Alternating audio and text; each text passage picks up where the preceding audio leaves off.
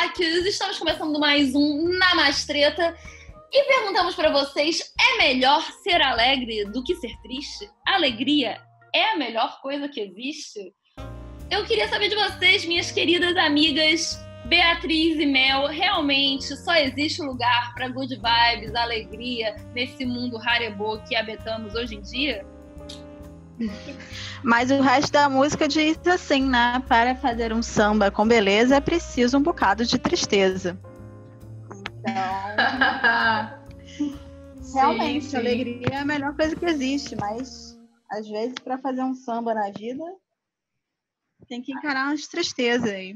A tristeza é uma grande professora, né? E só existe alegria se a gente comparar ela com a tristeza, senão é só, sei lá, morno, né? Tem que ter uma sofrênciazinha, né? Sofrer é gostoso, né, gente? Se é tudo bom o tempo todo, fica sem graça, né? Alguém toma sorvete todo dia, o dia inteiro? Não toma, por quê? Porque enjoa. Tem que comer um brócolis, um espinafre, entendeu? Tem que fazer valer os momentos de felicidade. Afinal de contas, somos uma versão do sertanejo, uma vertente do sertanejo inteira dedicada à sofrência, né, minha gente? A arte é alimentada do sofrimento, da dor. Que tem coisa mais linda do que você poder se alimentar da dor e regurgitar arte? Olha essa coisa mais maravilhosa. Porém... Eu não sei se achei a imagem tão bonita, não, mas...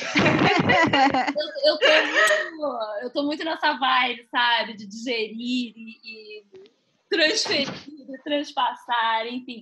Mas eu queria falar com vocês porque, na verdade, sabe que não é só good vibes, mas tem muita good vibes nessa internet de meu Deus. Às vezes a gente fica um pouco massacrado, porque parece que todo mundo é feliz o tempo todo. E aí a gente fala do nosso querido gatilho, né? Da positividade tóxica, que é o tema do episódio de hoje. Positividade tóxica. O que vocês acham sobre isso, gente?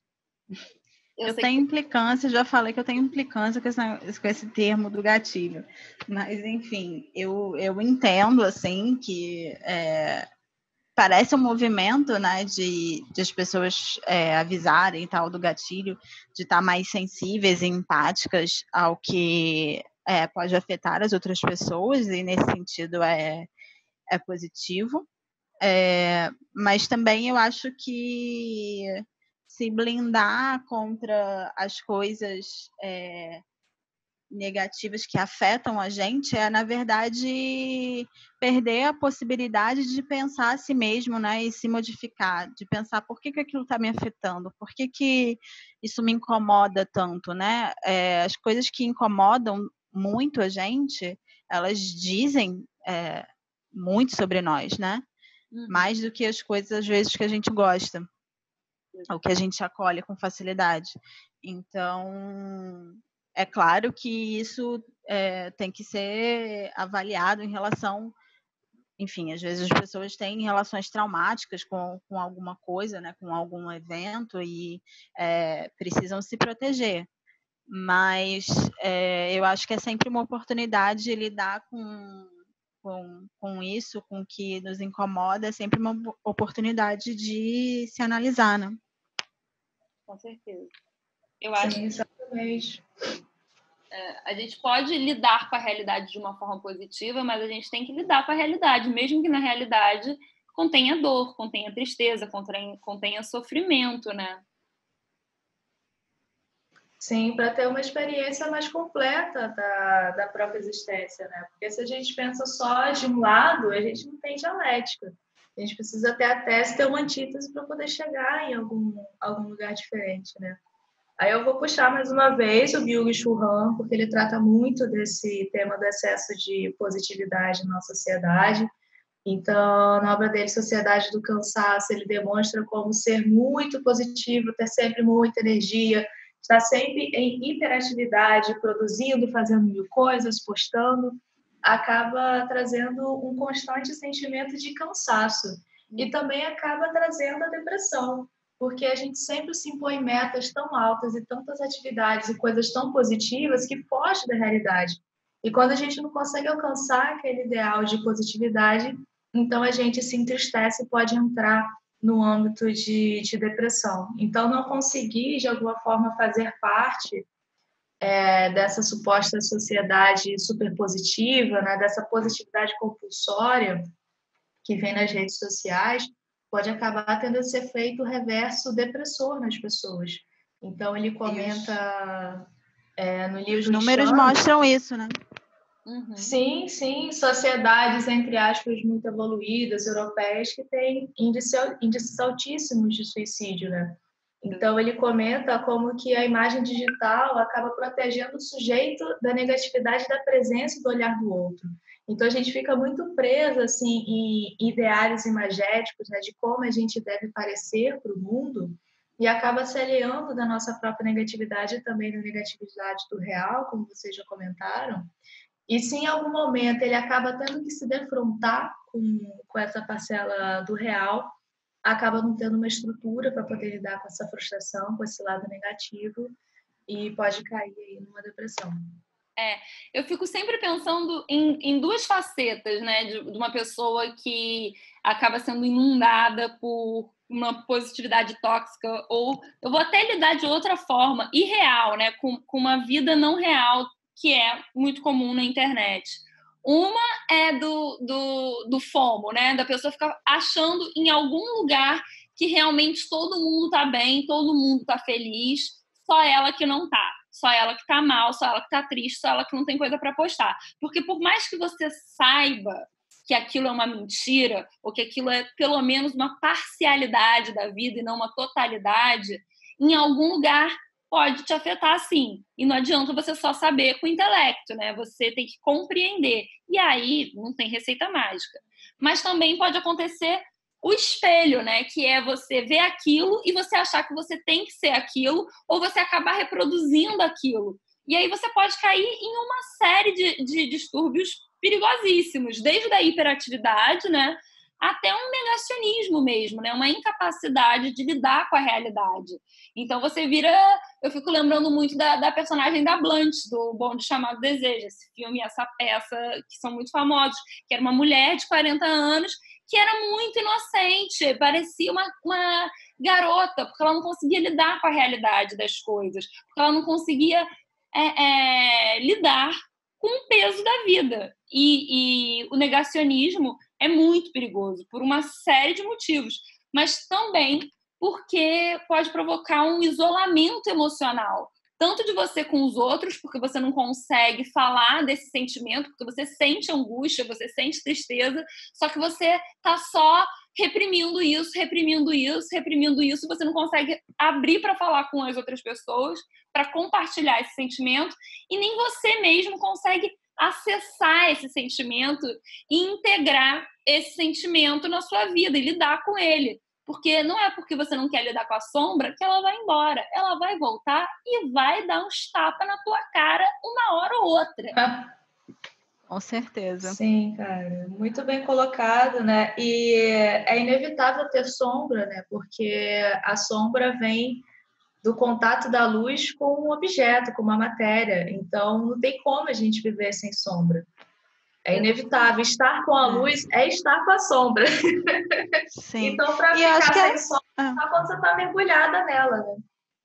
Sim, e a sombra também não é só algo negativo, né? A gente tem muito essa atribuição de positividade e negatividade, passa muito pelo filtro da nossa moralidade também, né? Então, a sombra é só alguma coisa que não está sendo vista, né? Uhum. E ela pode ser potente ou impotente, mas na verdade ela vai ganhando mais poder à medida que ela não é vista, né? Quanto mais você não traz ela para a consciência, mais poder ela vai ganhando, né? Mas ela não é necessariamente uma coisa ruim, e aí ela pode se tornar ruim, né? Nesse sentido. E para falar sobre integrar essa sombra de uma maneira potente e não de uma maneira que a sombra te domine, mas que você possa usar a sua sombra a seu favor, nós temos uma convidada especial nesse episódio, meninas. Temos uma terapeuta integrativa. Quem é a nossa convidada de hoje, Melissa? Fala para as pessoas. Sim, a convidada de hoje é a Thaís Cruz, trabalha com terapêutica integrativa, cristais, mandalas, arte-terapia. Então, ela faz um trabalho super sensível, muito maravilhoso, e convidamos ela hoje para poder estar contribuindo aqui com o nosso papo sobre positividade tóxica. Então, vamos aguardar ela entrar.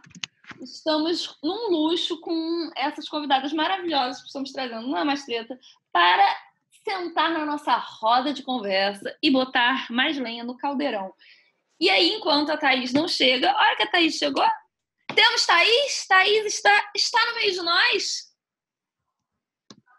Nossa, que rápido, ó. Thaís, rápido. Chocada em Cristo. Gente. Alô, meninas? Olá. Oi. Tudo bem? Bem-vinda. Bem? Alô? Estão me ouvindo bem? Estamos te ouvindo. Ah, beleza. Estamos ouvindo. Beleza. É porque, né, tecnologia a gente tem que conferir sempre. Com certeza. Sim, a gente já passou poucas e boas com a tecnologia aqui nesse podcast.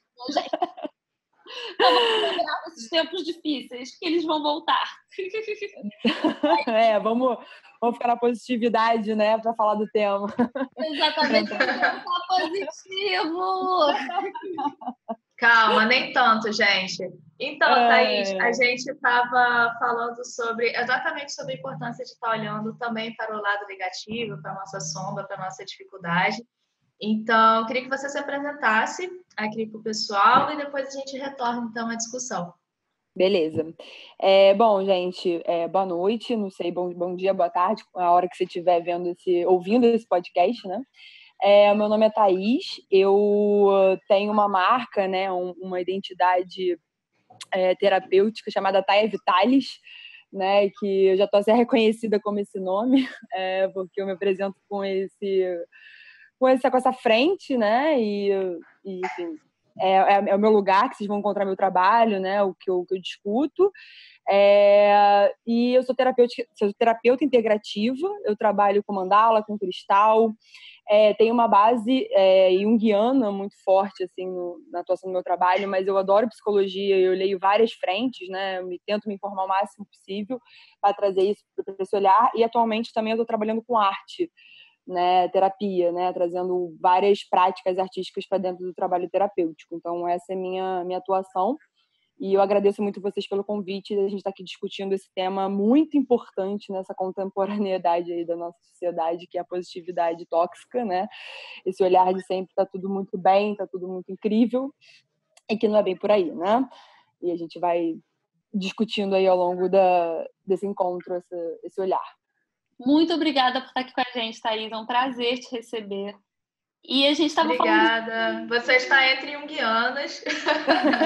Sinta-se em casa. Oba! Junguianas, arte-terapia na veia, é isso. Vamos fazer os mais. Adorei, já estou me sentindo como. Ai, que bom. Já estou em casa mesmo, né? Não preciso nem tirar o sapato. Exatamente. Já estamos em casa. Já estamos em casa. Mas a gente estava super falando sobre a importância da gente integrar a nossa sombra, né? Da gente não ter essa visão manca do mundo em que só existe o lado bom, né? Não existe bom sem o ruim, não existe luz sem sombra. E a gente é dominado pela sombra se a gente não integrar ela. Eu queria saber como que você lida com isso? Você já passou por isso? De alguém chegar para você querendo afastar o lado ruim da vida? Com certeza, né? Dentro do processo terapêutico mesmo, a gente percebe uma resistência, às vezes, de entrar em contato com esse lugar, né? A gente começa a ver que a pessoa começa a mergulhar nesse lugar e ela não quer mergulhar, né? Ela não quer acessar. Nos meus pacientes, eu tento sempre lembrar eles da importância de estar nesse lugar, né? Então, eu acho que quem vai chegando até mim, quem permanece no meu trabalho principalmente, entende esse lugar, mas não que não tenha uma negação, né? Porque é difícil mesmo. Uhum. Acho que todo mundo que entra em trabalho terapêutico percebe que não é para tomar um chá, né? Não, senão a gente ficava com a amiga, né? A gente ficava, né, só marcava ali uma resenha com os amigos e estava suficiente. Para realmente entrar num processo de onde dói, né? E como dói. Tem que olhar para a dor, né? Tem que olhar para a sombra, tem que olhar para as questões. Não dá para ficar buscando essa cura milagrosa, né? Esse lugar de estar bem, a que ponto e de que maneira. Que, né, a grande parte das curas que a gente vê por aí são as curas que nos levam para o milagre, quase, né? Tipo, eu fiquei bem. E, na verdade, eu recalquei, eu guardei todas essas dores em uma caixinha e eu não tive esse acesso. Mas eu tenho muitas amigas, tem muitas pessoas que, né, toda hora eu dou aquela provocada, às vezes, para lembrar que tem que olhar para o lado ruim e que tem dificuldade sim, né?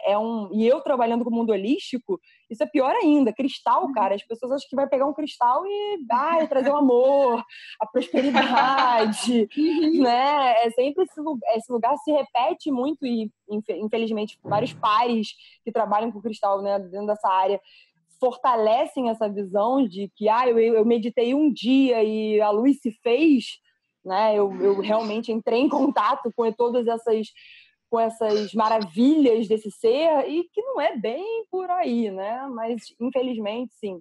Eu tenho muitas relações, tanto no meu trabalho íntimo, como também na lida ali do Instagram, né? De encontrar pessoas que vão corroborar com esse lugar do good vibes only, né? E de tentar, sim, não olhar para a sombra, não olhar para a dor, e de tentar buscar curas milagrosas. Sim, achei interessante você trazer essa coisa do milagre, né? Porque acho que a gente tende a olhar para a espiritualidade meio assim, né? E querer se conectar ou buscar essa conexão em busca de um milagre, né? E não entender a espiritualidade também como um processo de se encontrar, de encontrar dificuldades, né? Enfim, e a coisa até, enfim, essa espiritualidade quântica, né? Do segredo, de vou mudar com pensamento positivo e parece meio milagroso, de fato, né? E não um processo, né? Exatamente. Eu fico com implicância de tudo que é simplista, sabe? Tipo, respostas muito simples para sentimentos que são muito complexos, sabe? Não dá, a vida é muito complexa, a gente sente muita coisa, nem tudo que a gente sente é bom. Não dá para simplesmente falar pense positivo, sabe? Pensamento positivo, a gente tem... Essa é uma pergunta, né? O pensamento positivo faz milagre? Sabe? Tipo, você pensar positivo muda a realidade?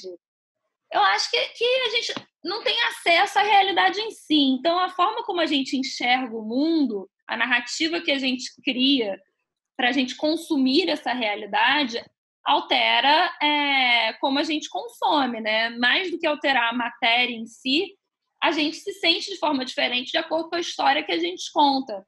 Mas tudo tem limite, né? Não adianta. Sim. É a famosa gripezinha, né? Não é porque você quer muito do seu coraçãozinho que vai ser uma gripezinha, entendeu? Não é assim que funciona.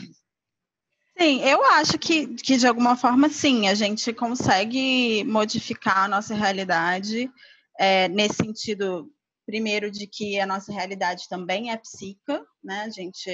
O nosso estado psíquico é parte da nossa realidade e é parte de como a gente experiencia a realidade.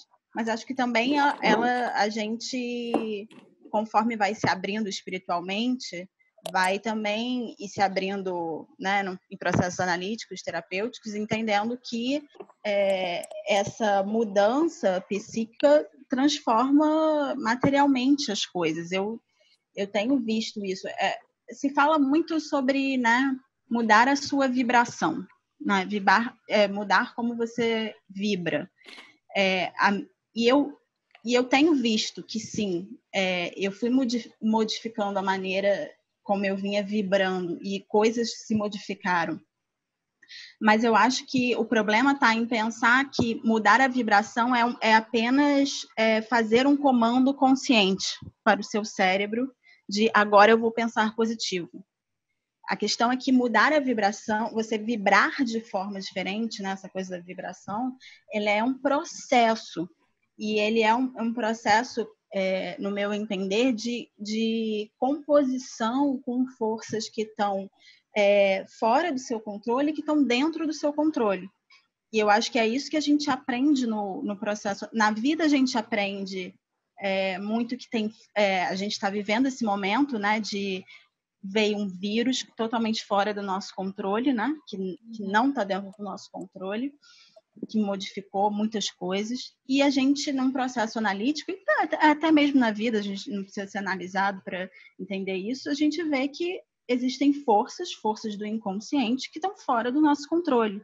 E como que a gente vai mudar a nossa vibração, para mim, é compor com essas forças, se aliar com essas forças, entender como elas se aliam dentro de você, e não necessariamente fazer um comando consciente, porque a gente sabe que o simples comando, mesmo se a gente for falar só dentro da mente, você pode querer muito uma coisa, bicho, aqui conscientemente, mas o seu consciente funciona de outra forma, né? Eu costumo falar uma coisa que nem sempre o que você quer, o que se deseja, é o que você precisa, né? O que você quer, esse querer egóico, né? Esse querer que é construído a partir do quê? Da onde? De onde surgiu essa vontade? Né? Hoje mesmo eu estava conversando com uma paciente sobre uma questão de perfeição, né? De ela estar se cobrando de estar dormindo às 4 da manhã, de estar acordando meio-dia. E eu falei, tá, mas você tá fazendo as coisas que você gosta, você está trabalhando, você está dando conta. E por que você tem que acordar essa hora, né? Dormir? Por que a gente tem que estar dentro de uma lógica, né, de produção, de moral, de isso é certo, de isso é errado? Por que você quer acordar cedo? Qual é a necessidade de você acordar cedo? E ela começou, né, a ficar num processo ali de reflexivo de não entender. E ela vem sempre num trabalho de perfeccionismo muito grande, né? Assim, de se cobrar sempre uma coisa muito perfeita, muito encaixada, muito dentro de uma performance. Né? Eu acho que esse positivismo fala por aí, né? Que às vezes a gente quer muito uma coisa para estar dentro do que a sociedade espera, dentro de um padrão, dentro de uma moralidade cristão-judaica que todos nós estamos inseridos e que bota muito esse lugar da culpa, muito esse lugar do ter que se enquadrar, de você ter que baixar a cabeça, e que esse eu, ele fica, de alguma forma, ele é meio doido, né? Porque a nossa moralidade está mudando, eu acho. E a gente está vivendo um novo olhar cristão, que é o cristão do calvinismo, né? Que é protestante, que é um cristão que leva o individual muito a sério, né? Assim, tipo, você consegue conquistar a meritocracia, enfim. Eu acho que o querer do nosso ego não é o querer que necessariamente vai fazer a gente evoluir enquanto ser, Sim. enquanto ente. Então, bom, eu acho que isso é uma discussão talvez para outro momento, mas eu acho que isso faz muito sentido. E só complementando o que você falou, Ana, que a vibração e frequência, a gente tem que, às vezes, só tentar olhar que talvez isso seja uma conscientização, né? Quando a gente muda a nossa frequência, quando a gente muda a nossa vibração, é que a gente está mudando o padrão psíquico de entrar em contato com o lugar da nossa mente, né? Do nosso campo energético. Para mim, emoção, psique e energia, tudo é a mesma coisa, né? Assim, dentro de um olhar maior. Faz parte do mesmo sistema. E talvez quando a gente mude a nossa frequência, não é esse salto, né, quântico, como a galera fala por aí, inclusive isso é um outro olhar também importante, mas você está abrindo a sua própria consciência, você está deixando de só olhar para o ego e está expandindo isso para uma totalidade psíquica que é muito maior que o teu ego. Exatamente. Total. Tocou no ponto essencial, né? Que é você abarcar as coisas ditas ruins, né? Porque a dor e a tristeza são grandes professoras. Então, às vezes, você querer estar muito bem é negar que existe a sua parcela de dor, a sua parcela de abandono na existência humana. E você conseguir abarcar e acolher esse desespero humano te dá potência, né? Eu acho que é isso, você vibrar numa frequência mais positiva, na verdade, é saber que o bom e o ruim são dois lados da mesma moeda e que você tem essa moeda para jogar esse jogo da vida, para jogar esse grande banco imobiliário, né? Retomando um pouco a fala da Beatriz e da Thaís, eu estava identificando como as duas trouxeram esse embate do ego e do inconsciente, né? Da consciência e do grande outro. Então, muitas vezes a positividade ela fica nesse campo egóico, né? E eu volto aí um pouco ao Byung-Chul Han, ele falando como nossa sociedade é muito narcísica, né? Muito solar, acha que pode fazer tudo, chega até naquele campo da híbris, né? De se sentir próximo demais dos deuses. Então, muitas vezes, esse apego à positividade, como a Thais falou, aquilo que a gente diz que a gente quer, provém de uma elaboração da nossa consciência, né, dessa pessoa que está falando agora, que é fundamental, porque se ela não existisse, não estaria falando, é ser um vegetal no chão. Então, né, não vamos demonizar o ego, né, ele faz parte, né, ele é nós, mas não é só, né, tem muito mais aqui. Então, a gente está entrando em contato com a negatividade, que é algo que a consciência naturalmente acaba fugindo. É importante para a gente ter essa experiência da totalidade que a Thaís levantou. Então, está saindo dessa rigidez da consciência, dessa unilateralidade, que inclusive pode ficar no campo da negatividade. Uma pessoa excessivamente pessimista, né? A gente estava comentando mais cedo, da glamorização da depressão. Porque pessoas realmente intelectuais, inteligentes, elas são tristes. Porque a felicidade é coisa dos ignorantes. E não deixa de ser, mais uma vez, uma vaidade, uma unilateralidade do ego. Então, enfim, a gente sempre está confrontando a nossa consciência com aquilo que ela supostamente não quer, com aquilo que ela não quer ver, seja aquilo positivo, seja aquilo negativo, é fundamental para essa experiência de totalidade. Sim, acho que o lance é, como a Carol falou, do negacionismo, né? O problema é quando a gente está nessa vibração do negacionismo, mas muitas vezes ser positivo e ser otimista é uma forma de lidar com a realidade. Né? E aí eu lembro das pessoas que estão fora dessa nossa bolha aqui, né? E como a Mel falou, né? A gente tem tendência a achar que a felicidade, que mesmo numa situação horrível tá alegre, é coisa de alienado. E, na verdade, para muitas pessoas, é uma forma de lidar com a realidade.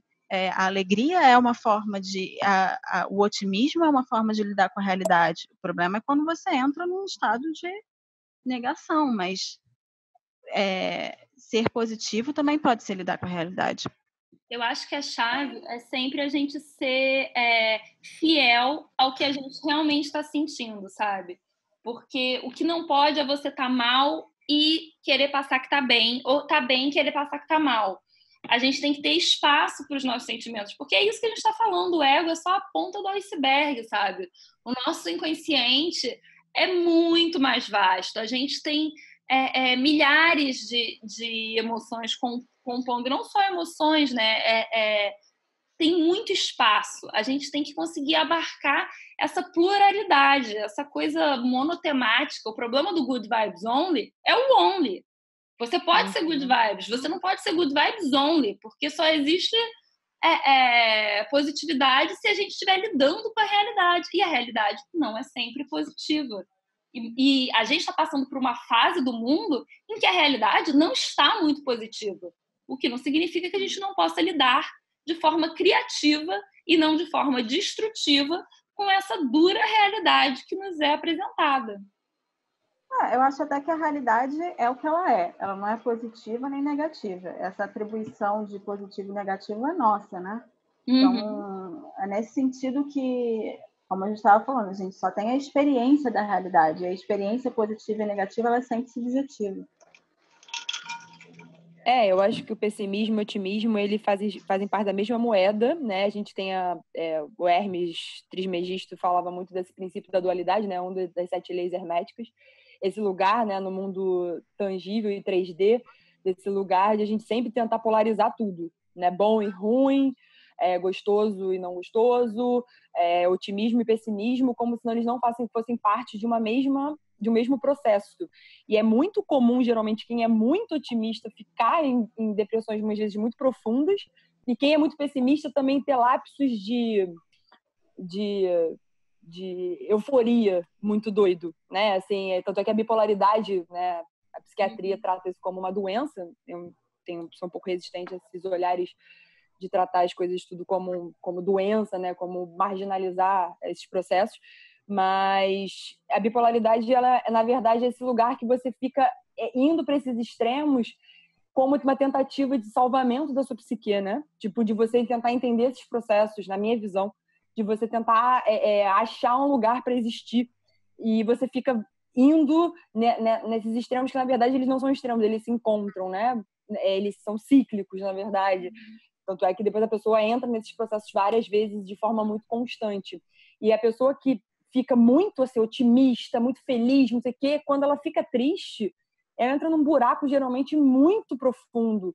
E a pessoa que nega a tristeza, né, nega a dor, é porque, às vezes, ela teve alguma questão com a dor muito profunda, mas ela quer fingir, assim, ela quer viver nesse lugar, né, como a minha Beatriz falou, esse lugar da experiência da realidade dela de não sofrer.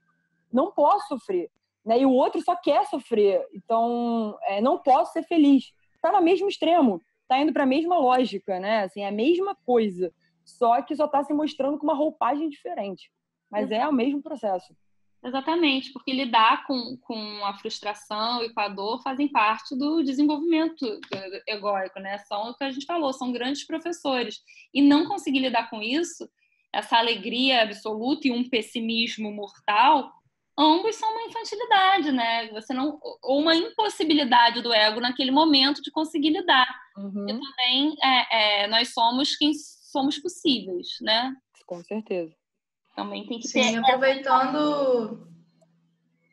aproveitando o gancho da bipolaridade, não querendo tecer muitos comentários acerca, porque, enfim, é uma questão contemporânea super complexa e definitivamente eu não tenho estudo necessário para isso. Mas algumas leituras, assim, foram levantando a questão de que das possíveis causas, né, para esse estado de bipolaridade seria exatamente essa dificuldade de lidar com frustrações, que é um problema que vem da nossa educação nas últimas décadas. As crianças, elas não têm lidado tanto com frustrações, né? Só lidar com o que é bom, os pais ficam defendendo os filhos de tudo, deixa ali na escola para ter uma vidinha perfeita, quando chega em casa, fica ali na televisão, no tablet, no computador. Então, pessoas que não tiveram uma vivência saudável de se frustrar, de ficar triste, de levar muito não na cara, acabam crescendo com uma estrutura egóica muito fragilizada, que tem uma grande dificuldade para lidar com a realidade, com as suas dificuldades intrínsecas. Então, acaba indo nesse lugar de euforia, de tudo é muito maravilhoso, e se qualquer coisinha sai do lugar, brum, já cai numa depressão profunda, né? Então, realmente, a gente está lidando com esse lado, entre aspas, negativo da vida, do que é ruim, do que é sofrido, de tudo que muda o tempo inteiro, é fundamental para a gente se fortalecer enquanto sujeitos e sim conseguir viver de uma forma mais alegre. Porque ser positivo não é ser necessariamente otimista. Ser feliz não é ser necessariamente good vibe, né? Digamos que estar a maior parte do tempo se sentindo bem.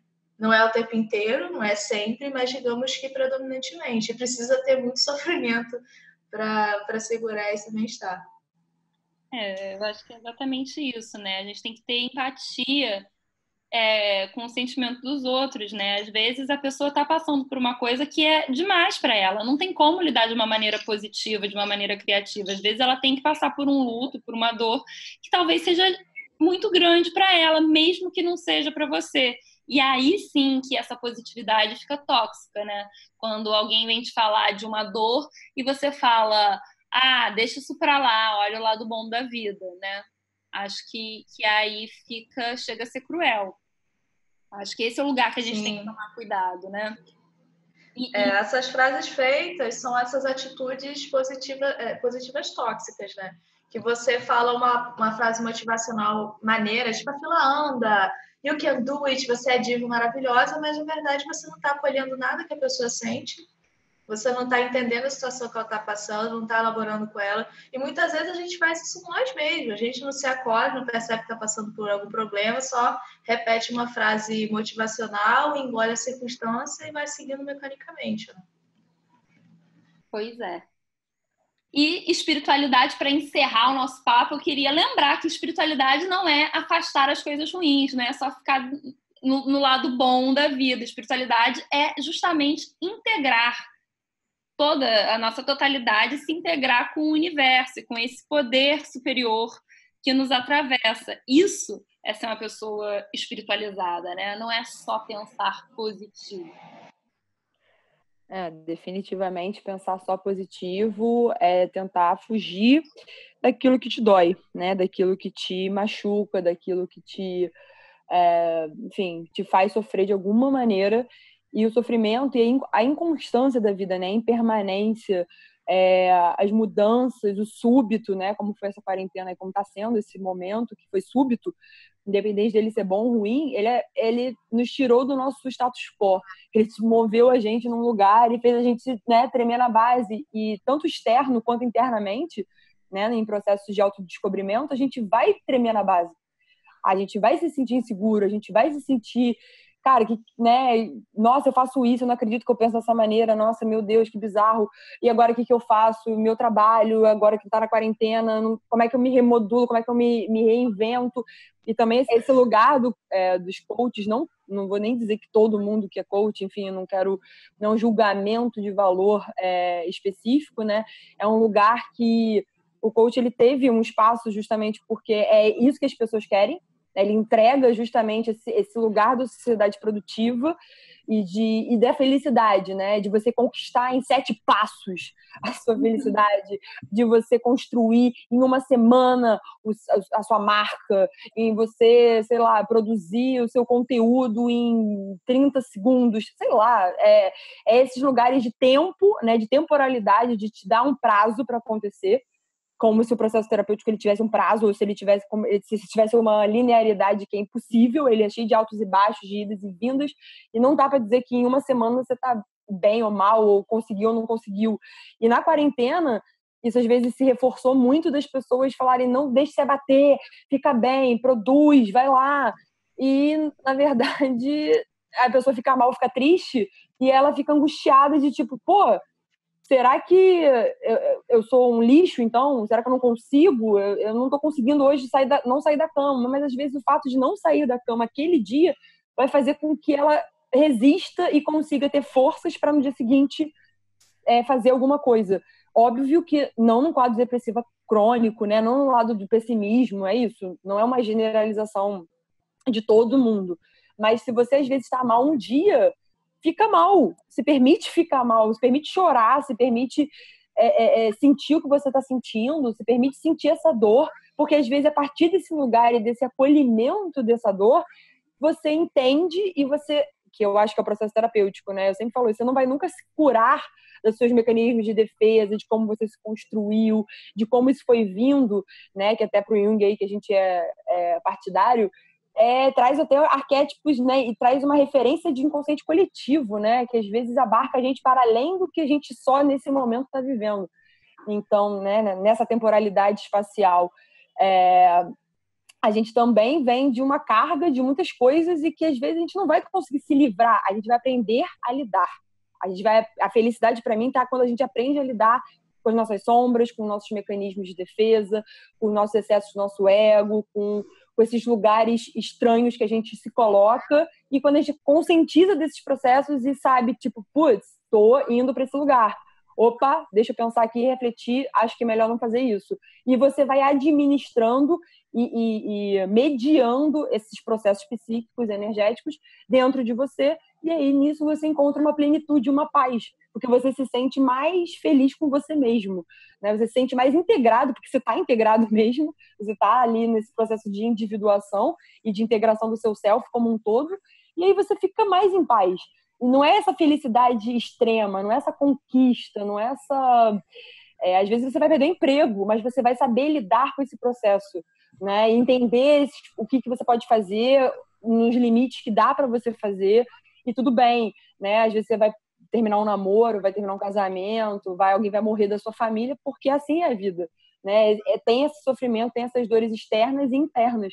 E tá tudo bem quando você está num processo de aceitar que isso vai acontecer e que você não tem que ficar bem da noite pro dia, que você não tem que arrumar um emprego da noite pro dia, que você não tem que superar o seu namoro da noite pro dia, você tem que entender aquilo, recuperar. Isso vale também para os processos de autodescoberta, né? Você não tem que ficar bem ao descobrir um processo, uma questão sua, e da noite pro dia já estar tudo bem.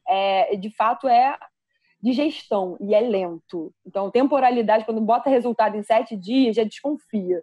Quando te promete alguma coisa que vai alavancar para um outro nível, como se fosse uma coisa mágica, desconfia que esse processo vai gerar provavelmente mais frustração e mais entrar no mesmo correr atrás do rabo, né? Sempre. Não existe receita de bolo quando a gente está falando de alma, né? Dos seres humanos, que são muito diferentes. E aí você trouxe o arquétipo, eu lembrei do Chiron, que nos conta que não existe cura, existe saber caminhar com as próprias feridas, né? É isso que faz com que a gente consiga carregar o peso do mundo, da nossa existência, da nossa humanidade, saber caminhar com as nossas próprias feridas. Elas não vão passar, a gente só vai integrá-las, encontrar nelas a nossa própria potência, né? Olha que forte que somos, que conseguimos caminhar mesmo com essas feridas abertas, né? Eu acho que é muito mais por aí. Thaís maravilhosa. Usando da positividade tóxica,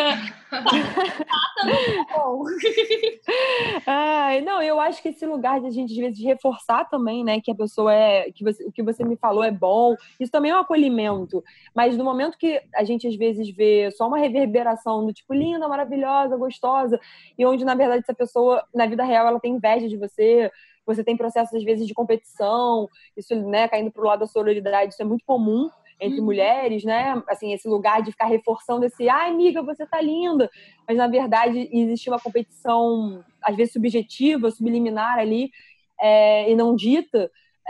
E aí você não sentir nisso uma verdade, né? O importante é quando a gente se sente tocada e a gente realmente fala, pô, é isso, maravilhoso, adorei, admira. Tudo bem a gente colocar esse lugar. Mas o problema é quando isso se torna apenas um mood para poder manter a gente dentro de um processo, né? De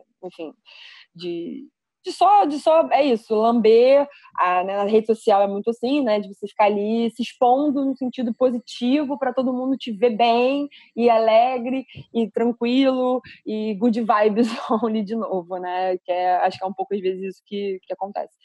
Você tem o famoso biscoito, né, o retorno narcísico, isso, assim, ótimo. Né? É isso, biscoito. Biscoito ou retorno narcísico da sua... Você está alimentando ali e muitas vezes negando o que você não está olhando, né?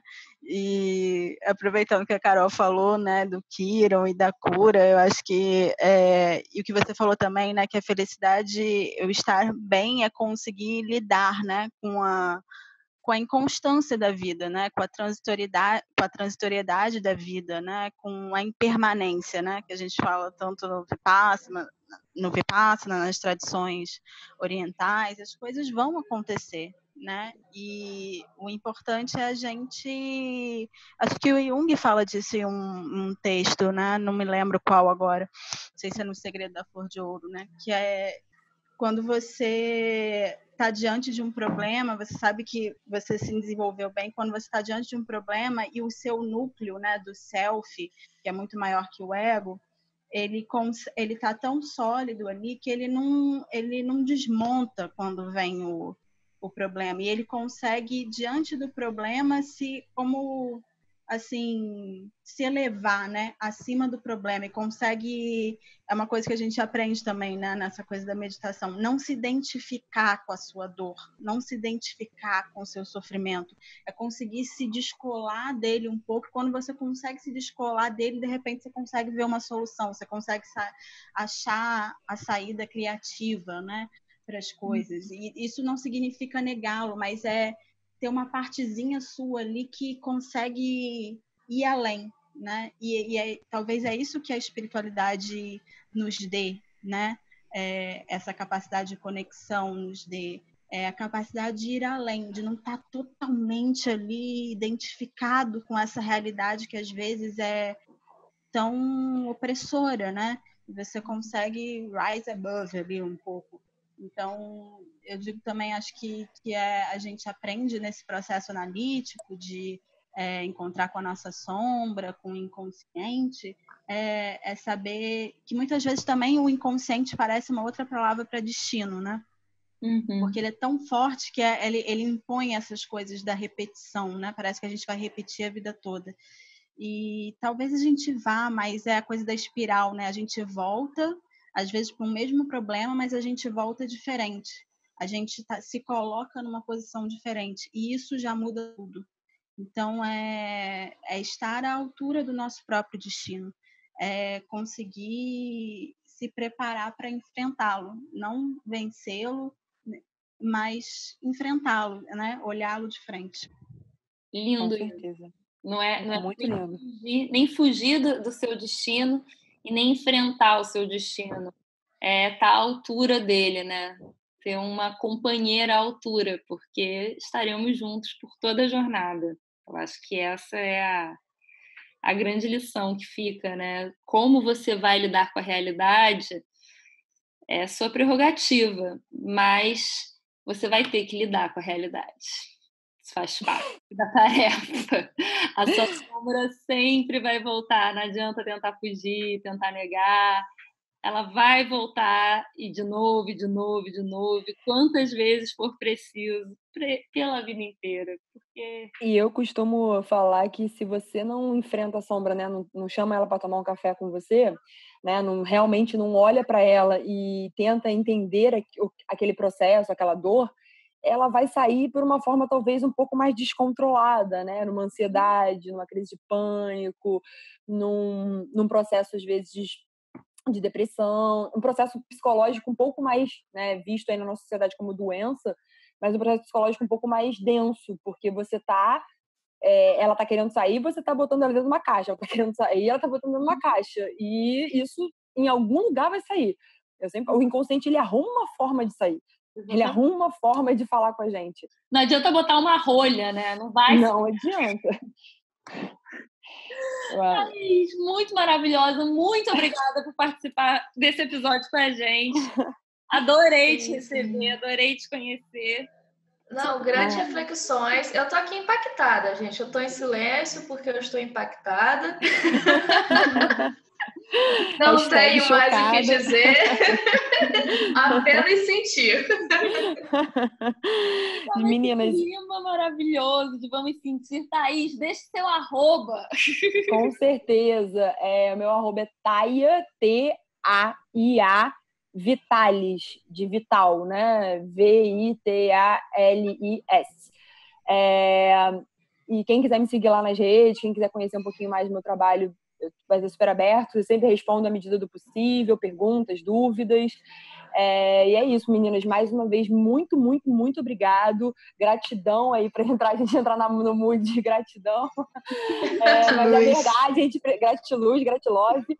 A gente precisa agradecer também, né? Isso é um processo também da gente entender que agradecimento não é um problema, o problema é a banalização do agradecimento. Mas eu realmente agradeço porque o papo foi muito produtivo, foi muito construtivo. Adorei conversar melhor com vocês todas. A gente que agradece. Obrigada, Thaís. Foi muito maravilhoso. Muito grata, cara.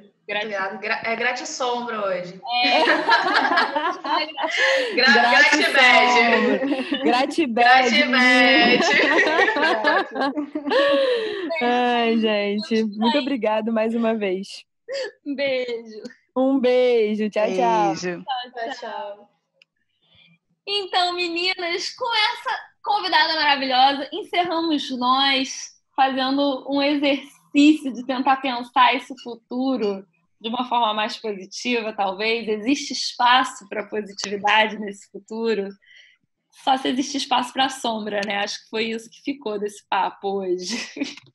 Ai, que horror! Não à toa nos chamamos Namastreta. Uhum. Namastê com treta. Estamos aqui na iluminação e na treta. Presente. Mas vamos para a sombra para trazer luz também, jovens. Não vamos virar Batman, não, viu? Só há espaço para positividade, se há espaço para sombra, porque nós buscamos a paz de espírito entre uma treta e outra, não é, meninas? Com certeza. Isso. Então, com essa vibe maravilhosa, eu encerro esse episódio de hoje. Para vocês que ficaram até aqui, muito obrigada e sombra. Beijos de sombra. Beijos de luz. Confia nas teus. Beijos de luz sombrios.